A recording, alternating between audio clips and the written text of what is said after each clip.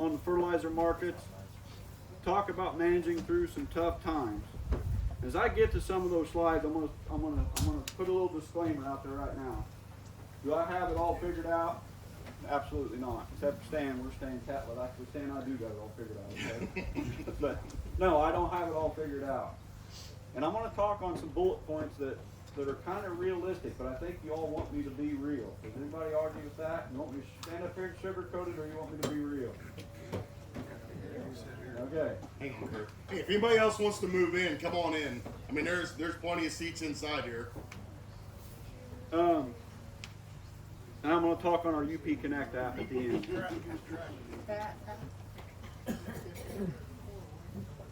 So starting off with our value proposition, we create partnerships to enhance productivity.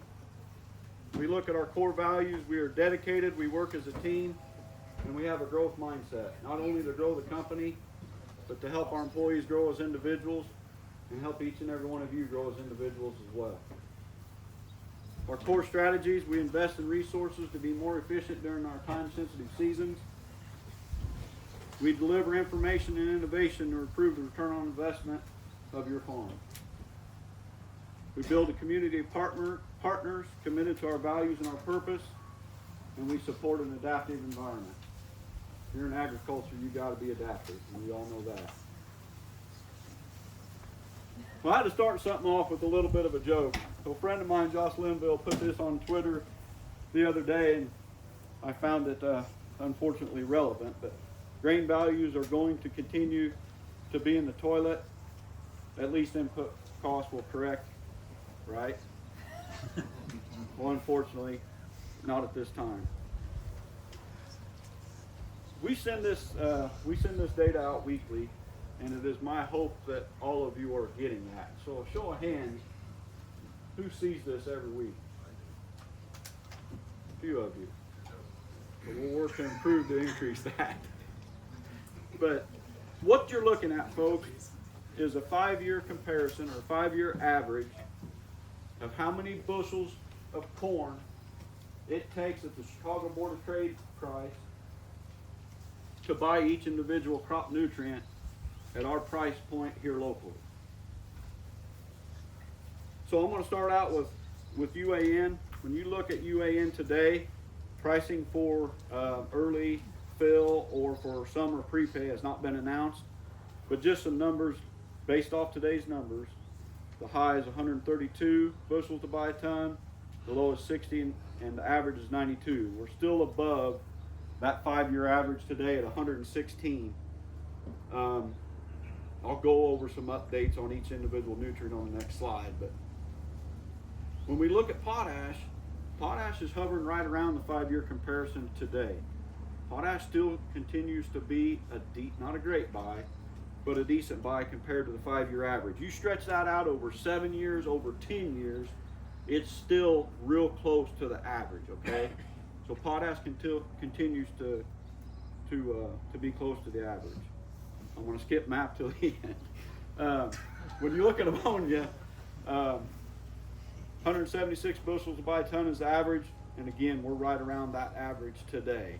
As you can see, it's been as high as 310 and as low as 88. So there's a reason I skipped phosphate. So you look at phosphate, it's obviously the worst one on the slide, and has been for a while.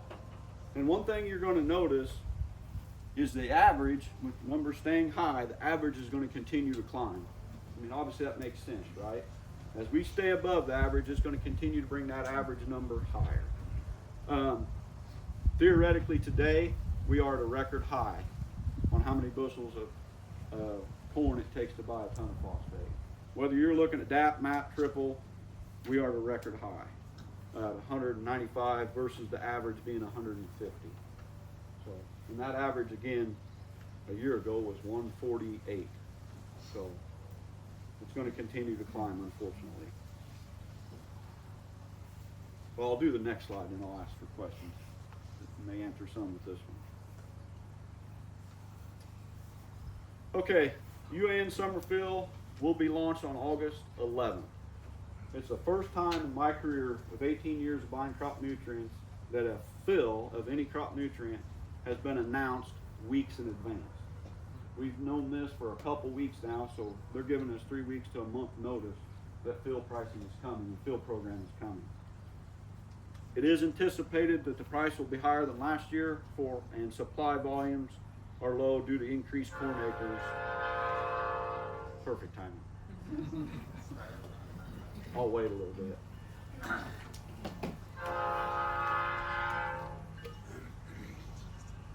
I did this yesterday like 3 times, didn't it, Kyle? You think I can talk over that? Yeah. Sure. Okay, potash. Potash is even with the 5-year average compared to grain. Demand is still firm locally and globally. We, as a company at this point, we're about 60% bought for the fall season. Again, potash is a more stable nutrient in the market. It doesn't have the peaks and valleys like phosphate does or nitrogen. So looking at MAP's way above the 5-year average compared to grain. We have hit a record high for the last 18 years, and supply continues to be a huge issue for all phosphate products. And at this point, we've only bought 40 to 45% as a company for fall. So some may ask, okay, Kurt, if supply is an issue and you've only bought 40%, 45%, are you concerned? I mean, yeah, there's always risk with supply issues carrying on throughout the season and becoming an issue locally, but we got to figure out how many tons growers are going to buy, what rates are going to be, and I still feel that, well, I'm confident we can get additional tons here in time to get through season. That clock starts ticking rapidly as we enter into August. Once you get to September, we really got to have some decisions made at that point to finish getting the tons here in our warehouses so we can service the growers. Ammonia, close to the 5-year average compared to grain. Supply is not caught up with the past season and is sitting at a historic low. And at this point, we're about 60% of what we predict fall demand to be purchased at this point. So on the last 2 slides, any questions? Kurt, what's the cause of the low supply on the 3 items? So the Repeat main the question. that is a very good question. So when you're looking at supply, What was the question? oh sorry, he asked why is supply so low for all 3? So, and it was asked yesterday. So you're looking at imports are at record lows today. Okay, you're also looking at U.S. production being at a record low, and demand has been high for a while now. And the market is, I mean, I hate to say this, when you look at phosphate especially, the market is asking for a 20% reduction to get things back in line. I will argue, I don't think 20% is going to fix the phosphate market. I don't think that's going to bring it back in line. It's going to take a 20% reduction and grain rising to get things to where they need to be to make sense, in my opinion. Go ahead. So as a company last year, where it was similar but maybe not to this extent, where high yields, high prices relative to corn, what did you see as far as your volume last year on those Good question. NPK? So the question was, what did we see, basically to shorten it up, what did we see in a reduction last year with prices being where they were at? So as a company as a whole, if you spread it like peanut butter across a piece of bread, our dry fertilizer sales were down 8.5%, 8.5 to 9%. MAP being the mass majority of that bit. The industry was predicting 25%. So what did I kind of prepare for? I mean, we're in the Corn Belt. We have some of the best ground God put outdoors, some of the best yields, and you're looking at, I never go to where the industry says, like they're saying 20-25%, I cut it in half, right? Because you're talking about the Dakotas are figured in there, you're talking about the Deep South is figured into that mix. So those folks typically reduce tons and usage more so than here in the Corn Belt. Any other questions?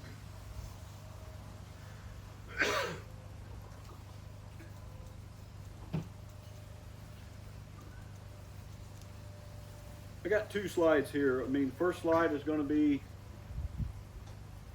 see, up there, bulls up there. Can you see? Yep. Just talking about the bulls and the bears. So bulls, what's going to keep the market up? And bears, what could bring the market down?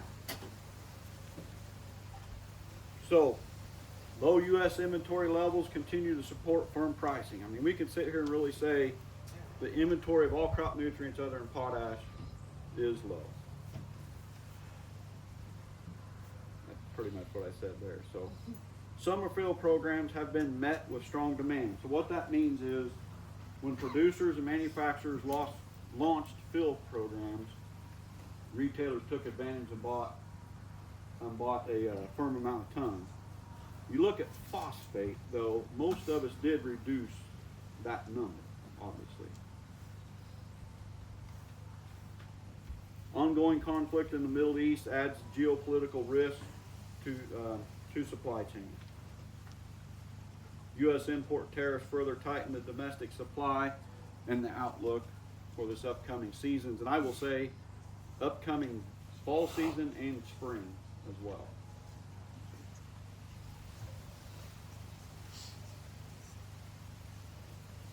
Okay, so looking at the bears, what could potentially bring this market down?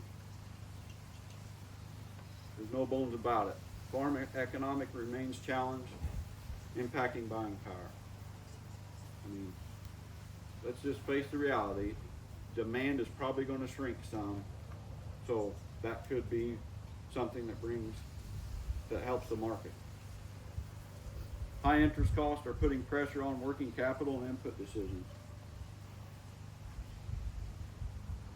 Affordability is slightly higher than the 5-year average, or right around the 5-year average. Imports will improve if tariffs are lifted. So that's really my last slide on market.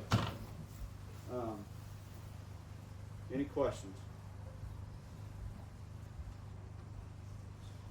I promise you at some point I will start bringing you some good news and sending out good news. I'm not going to tell you when, but at some point we'll get back there.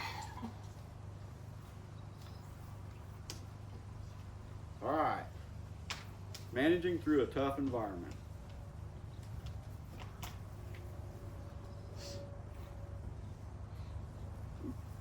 Yeah, I want both those up there. So, managing through a tough environment. Last winter we talked about, what's so funny, Kyle? Last winter we had young grower meetings, or the next generation grower meetings, and we invited, growers that were going to be up and coming and working on the farm in the next generation. And one of the things we talked about was setting a budget and sticking to a budget. Don't throw me out of here for making this statement, but I'm going to be realistic. 25 years of working with growers, I can tell you story after story after story, and I told this story at those grower meetings, young grower meetings, but of sitting down with farmers and setting a plan and a budget in January and doing prepays and getting everything set up, and then come spring we had a weather event that made us want to change plans, or we thought we were going to get behind and backlogged with getting planting done. Well, I was going to do my own spraying and I decided to hire it done because I needed to run another planter. Or, well, I was going to work all my ground and now I decided to burn it down and we're spending more money on chemicals. And then August comes around and the farmer's madder than a hornet. Why did you spend all this extra money? Well, wait a second, you did. Not me. That's why I say, set a budget and stick to it. Again, don't throw me out here for saying this, but a lot of growers have spent a lot of money over the last several years for speed to get done fast. Now, I get it. We all got tight windows. Yield could be reduced if we don't get it done in a timely manner and so on and so forth. But I encourage you to take a step back and look at all of that. And are you truly getting a return for some of that expense? Does that make sense? And be realistic when you're setting that budget. We're all going to have breakdowns. Things are not gonna go as planned. It happens. So be realistic and remember that when you're setting a budget as well. You can't save yourself to prosperity, but you can spend yourself broke. I gotta have at least one saying in the mix today. Don't look at everything as a cost, but what can you, or what return are you getting from each individual expense? Folks, I'm not just talking about phosphate, potash, value-added products, fungicide. I'm talking about every expense, your equipment, labor, every expense that you occur at the farm. Look and see what that return on investment is. And I will tell you, Harley, I'm gonna need you to edit this part of the slide, or this part of the, my talk, just keep it out here. Okay? Talking to a farmer about his equipment budget is about telling my wife, you can only spend so much money, and that's just the way it is. It just don't go over very good, okay? Anybody argue with that? I'll make sure to send her that part. Thanks.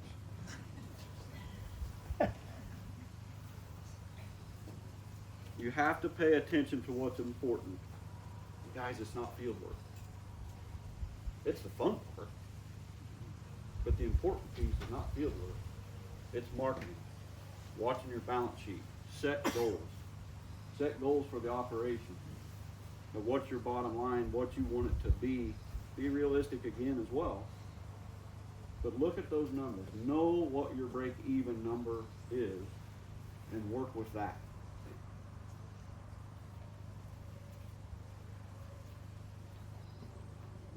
Okay, any questions?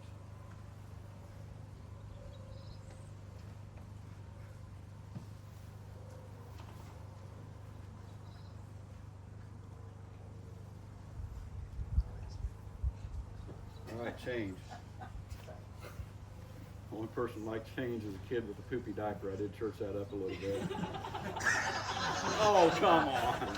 That's all the girls that had to laugh. But anyway, what changes are ahead? What changes do you see coming?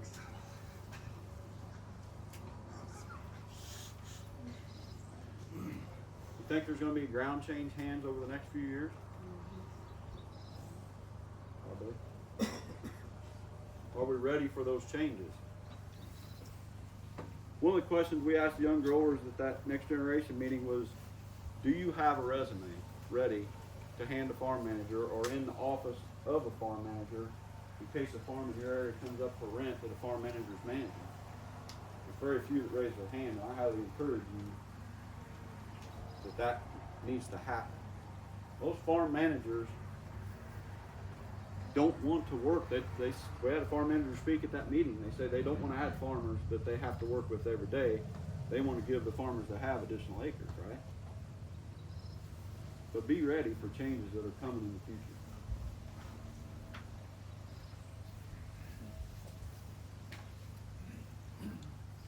So, Curt, one of the things, you and I talked about, guys, we can sit here and tell you how we feel like you should change your operation, but obviously we're changing the way that we're doing things here just as well. And I mean, there's budget cuts that we've made, there's expenses we found, and I mean, Curt, just go into some of the detail of some of the things that we've looked at, because we're sitting in this with you just as well.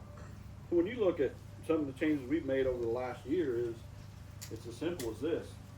Is it a need or is it a want? Well, the want's got to go, okay? The need's got to stay.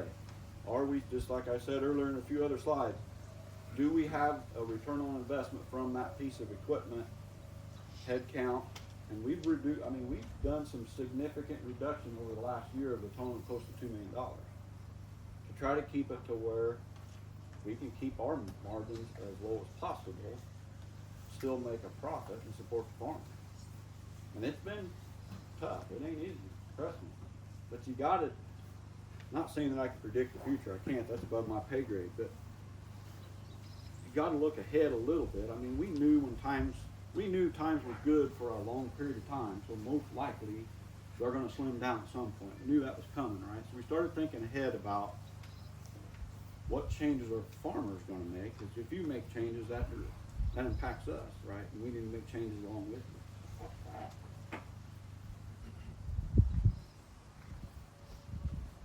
So UP Connect's our app, and how many are signed up for UP Connect? A few. If you aren't, when we get back for lunch, Carly's gonna have some stuff. Highly encourage you to get signed up for it. There's a lot more people here signed up that didn't raise their hands. I do know that for sure.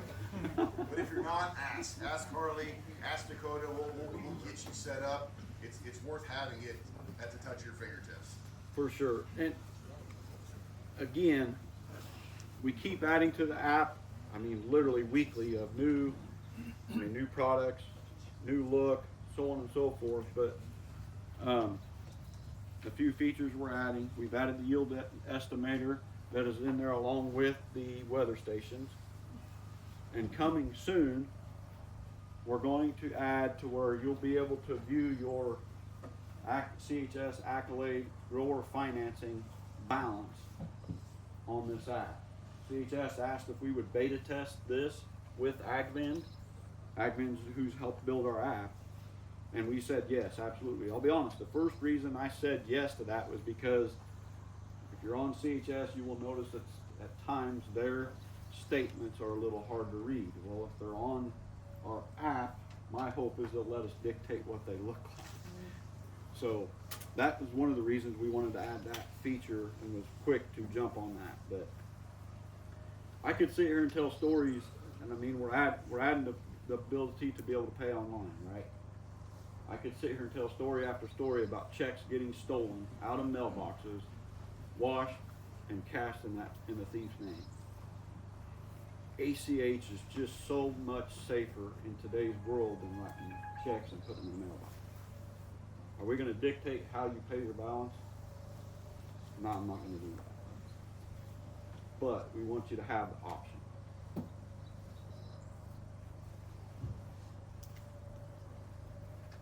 Any questions? Thank you all for everything, very much.